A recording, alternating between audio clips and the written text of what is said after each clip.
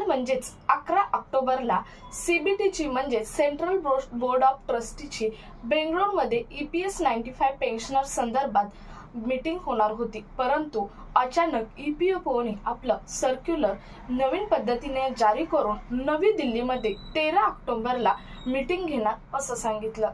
परंतु EPS 95 पेन्शनचा 8 ते 9 वर्ष झालं संघर्ष चालू आहे आणि यातच EPS 95 पेन्शनर्सना वेळोवेळी वेगवेगळ्या तारखा किंवा वेगवेगळे आश्वासन सरकारकडून दिले जात आहेत आणि त्यातच सर्वात महत्त्वाचं आतापर्यंत श्रम मंत्र्यांच्या उपस्थितीत एकही मीटिंग झाली नव्हती। अगदी फक्त टीमची झाली होती, परंतु सर्वच EPS पेन्शनर्सची आणि श्रम मंत्र्यांच्या उपस्थितीत काही आमदारांच्या उपस्थितीत अशी एकही मीटिंग झाली नव्हती। परंतु आता परवा म्हणजे 3 ते 4 दिवसापूर्वी एक सरकारकडून लेटर जारी झालं होतं की CBT सेंट्रल बोर्ड ऑफ ट्रस्टीची श्रम मंत्र्यांच्या उपस्थितीमध्ये आणि काही आमदार खासदारांच्या उपस्थितीमध्ये बंगळुरूला एक मीटिंग होणार आहे आणि या मीटिंग मध्ये स्वतः श्रम मंत्री सामील असणार आहेत।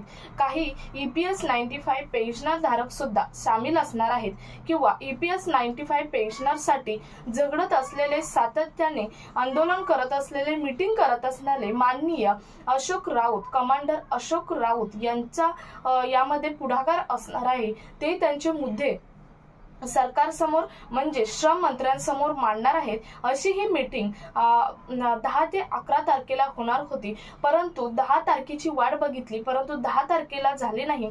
11 तारखेची वाट बघितली, 11 तारखेला ही झाली नाही आणि सरकारने EPS 95 पेन्शनरचा कोणताच विचार न घेता त्यांनी ही मीटिंग ही पोस्टपोन केली। EPFOने ही मीटिंग दुसरं सर्क्युलर जारी केलं आणि ही मीटिंग नवी दिल्लीमध्ये 13 तारखेला घेण्यात येणार आहे। 13 तारखेला म्हणजे उद्या घेण्यात येणार आहे।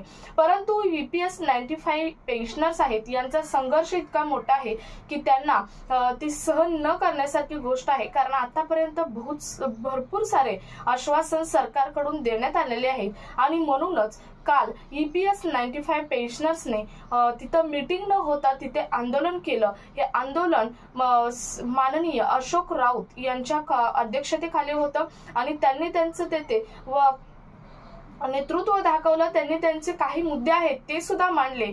त्यांनी सांगितलं की हे आमचा संघर्ष खूप दिवसापासूनचा आहे।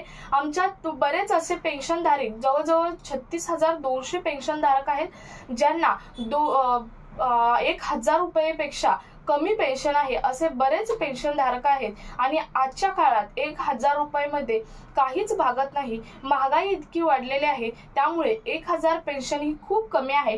ती वाढवून आम्हाला 7,500 करावी, DA सुद्धा वाढवावा आणि मेडिकल कन्सेशन द्यावं। आमचा हा लढा चालूच राहणार आहे। जोपर्यंत आमची पेन्शन वाढणार नाही तोपर्यंत आम्ही हरणार नाही, असं माननीय अशोक राऊत यांनी सांगितलेलं आहे। त्यामुळे इथून पुढे आम्ही अशीच आंदोलन करून, आतापर्यंत सर्वात मोठं ते आंदोलन झालं, कारण EPS 95 पेन्शनर्स धारकांना, प्रत्येक पेन्शन धारकांना CBTची ही मीटिंग ही अपेक्षित होती आणि सरकारने अचानक याचा डेट पोस्टपोन केली, शिवाय जे प्लेस होतं ते सुद्धा पोस्टपोन केलं, एक्सचेंज केलं।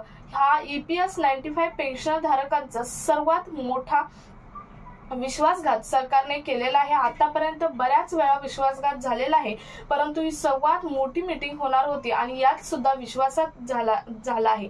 त्यामुळे आता उद्याची जी मीटिंग आहे त्यात पाहावं लागेल की ही मीटिंग कशी होते, कोणाच्या उपस्थितीत होते। आता CBT सेंट्रल बोर्ड ऑफ ट्रस्टीची मीटिंग ही होणार आहे, परंतु त्यांची आता EPS 95 पेन्शनर धारकांचा विश्वासच उडालेला आहे। आता या मीटिंगला कोण उपस्थित राहत आहे का EPS 95 पेन्शनर्स जे आहेत त्यांना आंदोलनच तिथेही जाऊन करावं लागतंय, याचा मात्र त्यांना म्हणजेच EPS 95 पेन्शनर्सना विश्वास नाही, कारण सरकारने आतापर्यंत त्यांना बऱ्याच वेळा हुलकावण्या दाखवलेल्या आहेत। बऱ्याच वेळा ज्येष्ठ EPS 95 पेन्शनर्स म्हणजे ज्येष्ठ नागरिक आहेत, परंतु सरकारना त्यांची काहीच पडलेली नाही।